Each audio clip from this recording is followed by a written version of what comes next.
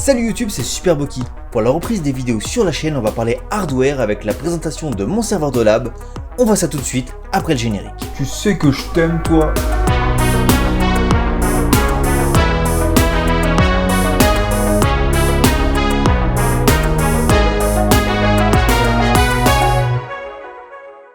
Bon je suis très content de te retrouver YouTube, ça faisait un petit bout de temps qu'on n'avait pas fait de vidéo. Mais bon, tu connais, les vacances, tout ça. Et la gestion un peu hasardeuse de mon planning. On reprend donc en douceur avec la présentation de mon serveur qui servira pour toutes les vidéos de cette année. Un serveur fait à base de récup, d'upgrade, enfin bref, je vais te présenter tout ça. Et à la fin de la vidéo, je te dirai combien est-ce que ça m'a coûté. Donc tu auras compris que je fais ça exprès pour que tu restes jusqu'à la fin de la vidéo. Allez, on va commencer tout de suite avec la présentation du boîtier qui accueille cette magnifique configuration. Un boîtier de la marque Thermaltake avec le Versa H21. Donc c'est un boîtier moyen tour, c'est pas quelque chose d'énorme. On peut mettre dessus une carte ATX, on peut mettre un water cooling si on le souhaite. Et il y avait la possibilité de mettre quand même pas mal de stockage. Donc voilà, pour le prix qui m'a coûté, c'était un bon rapport qualité-prix.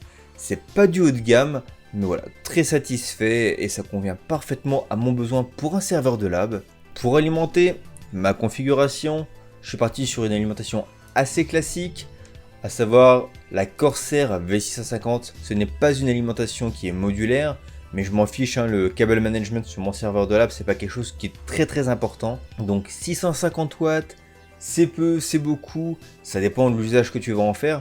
Moi, c'est un boîtier de lab qui n'est allumé que lorsque je fais des vidéos ou des tests en vue de faire des vidéos ou d'apprendre tout simplement. Tiens, d'ailleurs, dis-moi dans les commentaires si tu trouves que c'est sous-dimensionné, surdimensionné par rapport au reste de la config. Bien entendu, si tu suis la chaîne, tu sais que j'aime bien les petites chinoiseries. Et c'est la fameuse carte mère de marque Wononche, je crois, qu'on dit comme ça. X99TF, qui permet de supporter des Xeon, entre autres, sur cette carte mère, qui permet de prendre soit de la DDR3, soit de la DDR4, qui a 2 slots NVMe et 3 slots en PCI Express. Là, elle est affichée au prix de 130 €, moi je l'ai payé bien moins cher, on verra ça tout à l'heure. Maintenant, cette carte, je l'utilise depuis 1 an et demi, jamais déçu. Bon, une fois, j'en ai briqué une parce que j'ai voulu injecter un firmware qui ne correspondait pas à la carte mère et erreur fatale. En l'état, si tu fais pas le boulet comme moi, elle fonctionne très bien. Côté processeur, j'ai opté pour le Xeon E5 2640 V3 qui pour moi était un bon compromis entre la puissance, la consommation et le prix. Tu as 8 cœurs et 16 threads et la possibilité d'activer le Turbo Boost à 3,40 GHz. On a un PDT à 90 watts. Après, on sait que ça veut tout et rien dire, ça dépend de comment tu l'utilises, bien entendu. Tu vois ici un prix de 1731 €, tu te doutes bien que ce n'est pas le prix que j'ai payé. Alors, les GPU, il faut savoir que les 3 GPU, car oui, il y a 3 GPU sur cette configuration. Les 3 GPU, je les ai pris d'occasion, soit des gens que j'ai trouvés sur Marketplace, Le Bon Coin ou autre, soit des copains du Discord. Donc, mon premier GPU qui me sert plus pour le gaming, c'est une Saphir Radeon RX 480 4Go. Donc une jolie petite carte qui fait bien le boulot et dans le contexte actuel qui est toujours très demandé. Je l'avais acheté d'occasion à quelqu'un sur Facebook Marketplace, quelqu'un à côté de chez moi, pour un très bon prix. Bon, c'est une carte qui avait un peu miné, j'avais été prévenu, mais voilà, elle fonctionne toujours très bien et pour un lab de test, j'avais pas besoin de forcément mettre quelque chose de plus performant. Le second GPU est une Quadro M2000 achetée sur Le Bon Coin pour quelques dizaines d'euros, je n'en dis pas plus, qui me sert pour transcoder Surplex essentiellement. Je l'ai acheté à quelqu'un qui s'en servait pour faire de la vidéosurveillance et du coup renouvellement de matériel et merci pour cette contribution à la chaîne de Superboki. Cette carte d'un point de vue performance est très qualitative, je trouve. J'ai même essayé de jouer avec même si c'est pas fait pour. Ça fait le taf, j'ai pu lancer GTA 5 par exemple. Bon, on tombe pas sur des graphismes de dingue, mais ça tourne. C'est une carte qui est essentiellement faite pour du calcul, pour de la CAO, de la PAO. Et le troisième GPU, c'est une Quadro P620 qui m'a été pas offerte, mais vendue à prix à pas cher par quelqu'un du Discord. C'est une carte qui me sert aussi pour faire des tests de transcodage Surplex. Donc là, on verra à quoi elle servira dans ce serveur de lab. D'ailleurs, si tu as envie de voir des utilisations de mes GPU à diverses fins, n'hésite pas à me le dire dans les commentaires, on regardera ça ensemble. Donc voilà, c'est à peu près tout pour le tour des composants de mon serveur. Je ne parle pas en termes de coût des stockages, car voilà, c'est des choses qui sont soit de la récup, soit quelques achats, soit des dons. Donc pour info, j'ai un NVMe de 480 Go, 2 SSD 120 Go, 4 disques de 1 Tera et un disque de 750 Go. Avant de passer à la partie pognon, je ne t'ai pas parlé du Ventirad, donc c'est un Ventirad AliExpress qui m'a coûté même pas une vingtaine d'euros, qui fait le taf, c'est pas le plus silencieux mais bon, pour mon serveur de lab je m'en fiche un peu et il dissipe correctement la chaleur, c'est là l'essentiel.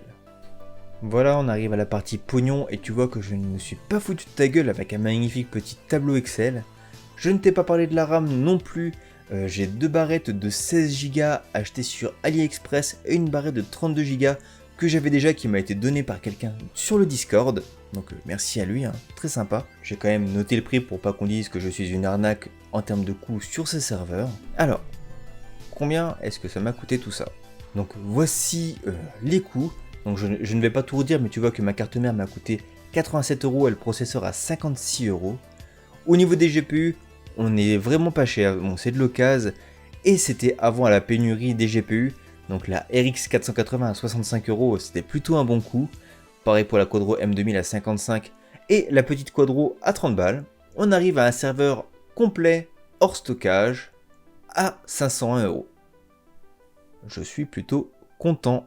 Écoute, dis-moi ce que tu penses de ma config, si tu la trouves cohérente, pas cohérente. Prends en compte que c'est fait avec de la récup et que c'est avant tout un lab, c'est pas ma machine de prod bien entendu.